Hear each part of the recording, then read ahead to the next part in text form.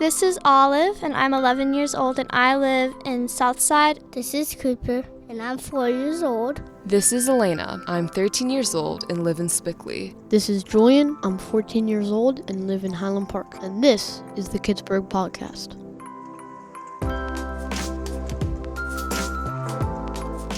Glad to have you with us for the Pittsburgh Podcast, where we introduce you to interesting people and fill you in on Pittsburgh's hidden gems that you are definitely going to want to visit with your family. I'm Christine Sorensen. I anchor the news at KDKA-TV, and I'm a Pittsburgh producer, and I'm here with my friends and colleagues who are also moms. Hi, everybody. I'm Melissa Rayworth, Pittsburgh's editor, and I'm so glad to share this episode with you.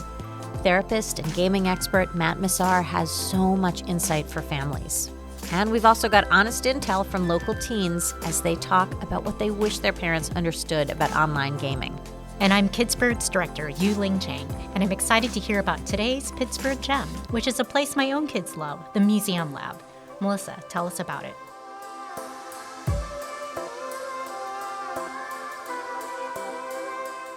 So the MuseumLab is an incredible place. It is part of the Children's Museum campus, but while many families may know about the Children's Museum and they may take their younger kids there, they may not realize that they can also explore the MuseumLab, which is especially good for kids in the 9 to 14 sort of age range. It is located in this incredible refurbished former Carnegie Library, and the stacks in the library, the area that had been filled with books, is now filled with something called the Gymnasium, which is a 3-story rope climbing space that kids 9 and over can explore. There's also an incredible maker space called the Make Lab, there's a tech lab, and there are also exhibits that families can just go to look at. So it's an incredible place where you can create, but you can also discover things.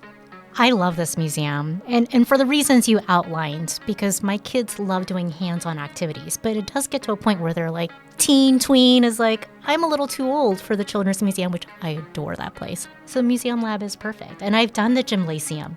It's fun for adults, it's fun to climb. I wondered if it was okay for grown-ups to be climbing around in there. Yeah, what a fun. Wonderful thing. All right, that's on my personal list. It's a bit of a workout, too. It's really cool, yeah. And we've taken some of the classes there, and it's a space developed just for those tweens and teens. Yeah, it's a wonderful space. I mean, the architecture is incredible how they've redesigned it, but it's really a special place. So definitely I hope people will check out this hidden gem. One hidden surprise that I didn't realize, they also host personal events like weddings. Like you can have a big family party in this unbelievable space. At Pittsburgh.org, we often include events happening at MuseumLab and at the Children's Museum in our event guides and on our calendar. To learn more, you'll find links at Pittsburgh.org/podcast. Now, stay tuned for our interview with Matt Missar. Pittsburgh is Pittsburgh. You're listening to the Pittsburgh Podcast. The gaming industry is so big, it's larger than movies, television, and music combined, with more than 3 billion gamers worldwide. For kids, it can be fun, interactive, creative, a connection with other kids, and sometimes it can be addictive. A lot of parents wonder how much is too much. And here today to help is Matt Missar, a therapist with the Better Institute in Pittsburgh, who specializes in gaming disorder. Matt, thanks for being with us. Oh, thank you so much. I'm excited. Yeah. So for parents who are concerned about how much their kids are gaming, where do we even start? I think a great place to start is having parents examine their own perspectives on video games. Whether it be a negative, neutral, or positive perspective, it's important for them to understand how they're viewing video games. Do they view them in the same kind of lens that they would view other hobbies their kids are involved with, whether it's a sport or extracurricular? Are they viewing it the same way, or do they have some maybe biased stereotypes towards it of this is just a mindless waste of time? So by kind of self-reflecting on their own perspectives gives them a chance to identify any biases that they may have. I always tell parents to steal a line from Ted Lasso, and I think he might have stolen it from Walt Whitman maybe. Be curious, not judgmental.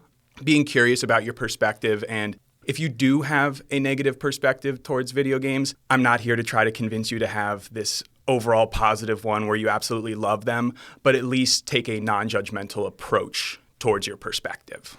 That's really good advice. I think about me myself as a parent and the games I played as a kid, which were really simple games, two-dimensional, right?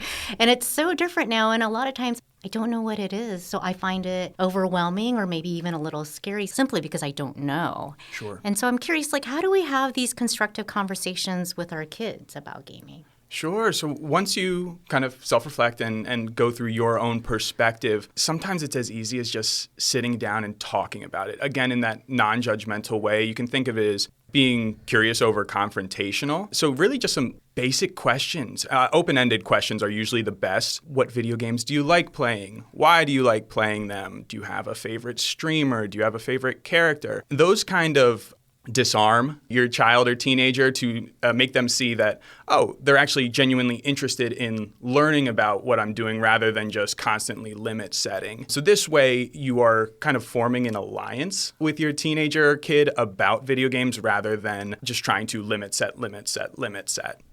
I love one of these phrases that you've used, which is, how can parents be coaches instead of referees? So maybe tell us a little bit more about that. Sure. In my clinical practice, I see parents burn themselves out from being referees. What I mean by referees is constantly limit setting, constantly trying to correct every single behavior that they don't agree with their child around video games. And what quickly happens is you burn the child out, you burn yourself out from all this limit setting, and all it really does is create this wedge between the two of you.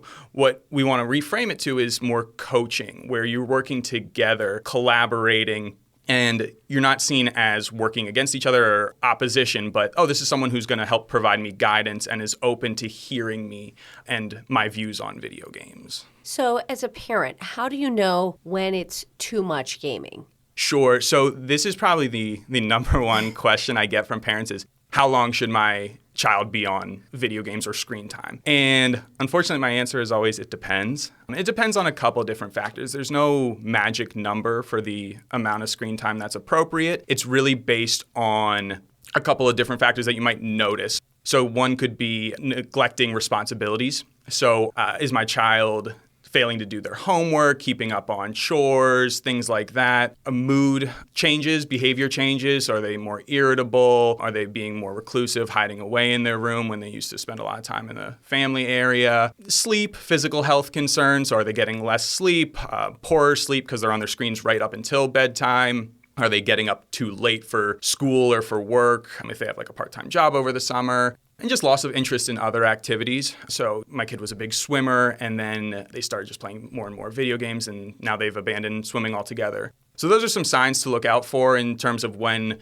gaming can start to be negatively impacting someone's life. And I know pediatricians have come up with screen time guidelines. Are those also good to use depending on the child's age, whether it's adding up gaming as well as school time and maybe social media, adding all that in together? Sure, they're really good reference points, definitely. I know they each have suggestions for each age range, which I think are good to go off of. But again, it really comes down to, you know your child best. Take that guideline into consideration, but also understand, what is your child interested in? What other hobbies, activities do they have going on? And kind of come up with your own game plan based around those. And in addition to that, how do I figure out if a game is age appropriate for my kids?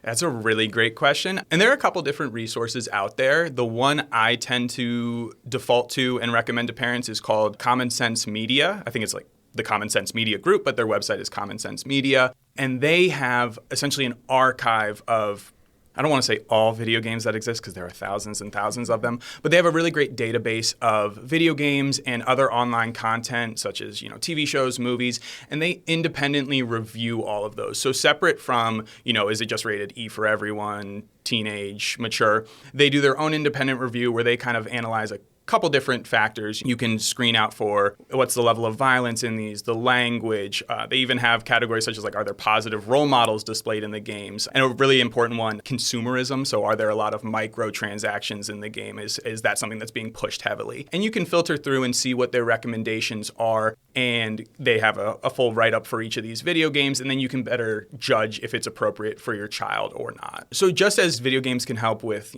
problem-solving skills, social connectedness, there are some addictive aspects to it, just in the game design themselves. So I also work in the problem gambling field, and I'm seeing a lot more gambling mechanics being involved in video games. So that's something to definitely keep an eye out for. We see these in the forms of kind of slot machine mechanics that are popping up in video games. So definitely things to pay attention to, because that's an aspect of video games that can create that addictive nature.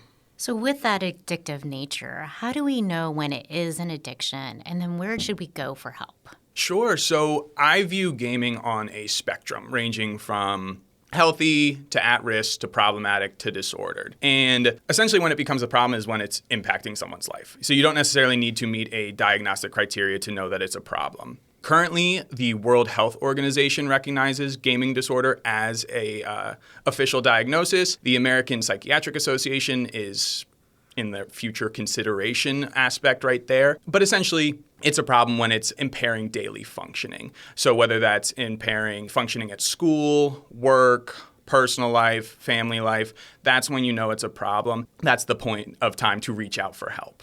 So you've talked about the inverted triangle of parenting. Explain what that is and how that can help parents. Yes, this is a really cool concept. Can't take credit for it. It was developed by my colleagues, Jody Bechtold and Dr. Alyssa Wilson. So I'll try and describe this without the visual. So picture kind of a pyramid, almost like the food pyramid, split into 3 separate sections. The top being rewards, the bottom being limit setting, and the middle being planned ignoring. So this is kind of how we view parents and their discipline structures typically. And you can think of each of those chunks in terms of effort of time, with rewards getting the least amount of time and limit setting getting the most. So like we talked about earlier, parents are often setting limits constantly, and they're burning themselves out by doing it. And what they're not doing as much is the identifying good behavior, that positive reinforcement, praising, rewarding for when things go well. And if they are, they're not doing it consistently or consistently enough. So what we suggest is almost inverting that pyramid. So now rewards are the biggest section at the top, and we're really focusing on positive reinforcement, pointing out good behaviors. If a kid gets off their device before they were even told to, point that out, call that out, identify it so that you can positively reinforce that behavior. Oh, and I forgot to mention the middle section is planned ignoring.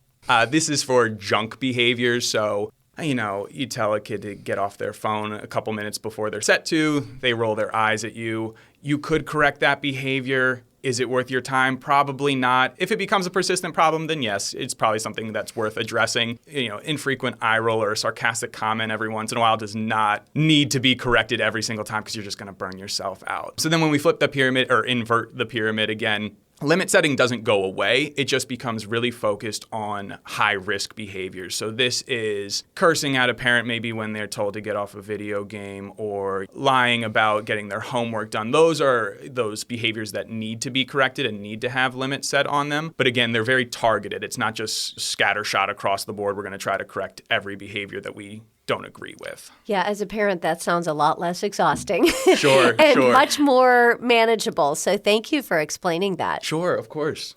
So I'm also curious with gaming and kind of inverting the triangle, right, and reinforcing positive behavior. I noticed the other day my daughter was like, "Do you want to play a game with me?" And I was like, maybe, but I should probably say yes. And I did it.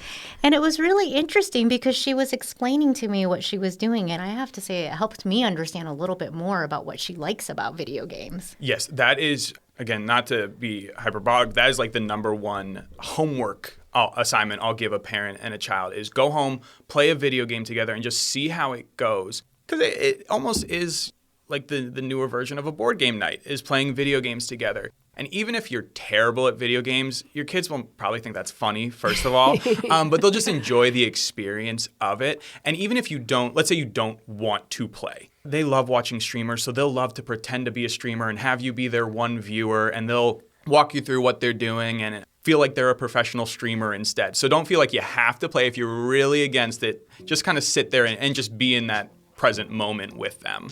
Great advice. Yeah. Thank you so much, Matt. This is really helpful. Of course. Thank you so much for having me.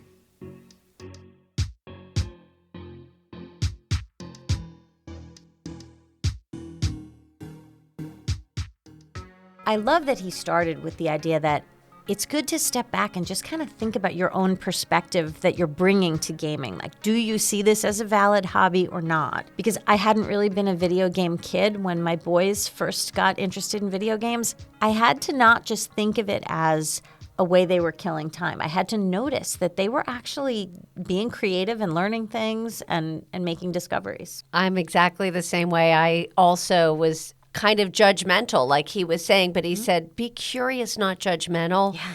And it's taken me a little bit to get there, but actually we just had an experience where my son was trying out what it would be like to be a pilot in a real plane. And the pilot said, wow, I can tell you've been practicing your piloting skills online.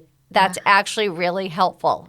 And I was like, there's one more reason not to be judgmental. See that? You never know. And I appreciated how he talked about being a coach and not a referee, because as a parent, I think you spend a lot of your time thinking about like, okay, I'm going to limit this. I'm going to stop you from doing this. I'm going to count how many minutes you did this. Instead, focus on the rewards of like, if you do this, then yes, you may do this. And let's think about all the benefits, just as you spoke out, Christine. Like now your child is ready to become a pilot, right? So it was a good lesson for myself as well. And I do think when he talked about the idea of sitting down and gaming with your kids, either watching them like as though they're sort of the streamer you're watching or playing with them. When my younger son, when he was smaller and he discovered Roblox, there was a game where you could create like a costume for yourself, and then there was like a costume competition. This became a thing that we did together when he was smaller. And I wouldn't have dreamed that up on my own as something we would do together, but I'm so glad that the first time he asked me to do it with him, I said yes. You can find more parenting advice and resources at kidsburg.org. And in a moment, it's time for Tea with Teens. You're listening to the Pittsburgh podcast. Pittsburgh is Kidsburg.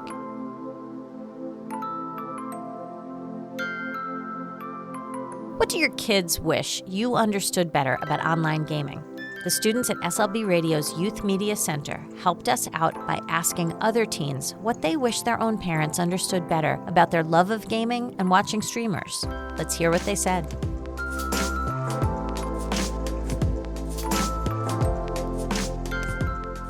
I think I wish that it was more common knowledge that gaming's not really a time waster. It used to be, because it's a form of storytelling now. It has stories that are sad and happy sometimes, and I don't think a lot of people know that.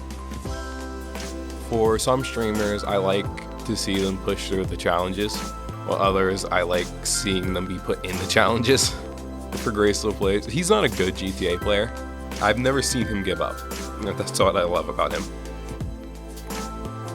Like something that I wish like my parents or guardians understood better about games and stuff are that just because it has like maybe like mild violence, blood, or anything like that, does not mean that I'm going to grow up as a violent person, or that's going to have like a very negative influence on me. The people on there might, but like the game itself, it like probably won't affect me. What I wish parents knew about gaming was like, it's not like something we do just to like avoid doing our homework. It helps us like decompress from like the day or like school or anything, and like we can talk to our friends and stuff like that, and like something free we get to do, and like you could just be yourself. I am Blake, I am 17, and I am from Hazelwood. Hi, my name is Sam, I'm 13, and I live in the north side. My name is Sue, I'm 12 years old, and I live in Pittsburgh. My name is LaRon, I'm 17, and I live in Sheridan.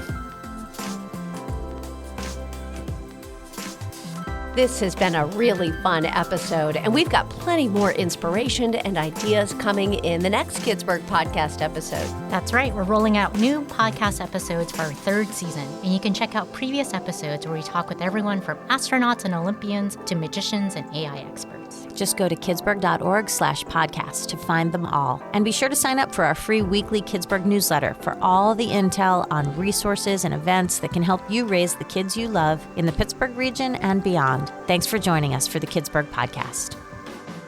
This is Rocco. I'm in 7th grade and homeschooled, and this is the Kidsburg podcast. On the next Pittsburgh podcast, we talk with Andy Masick, director of the Heinz History Center, and the many ways history can come alive for families. Plus, we take you inside the historic Lawrence Mansion, tucked inside Hartwood Acres. And we spill the tea with teens, getting their thoughts on the ways that family stories and sentimental treasures inside their homes connect them to history. Until then, we hope you'll visit kidsburg.org to find resources, get insight from local experts, and discover all the cool events happening in the Pittsburgh region.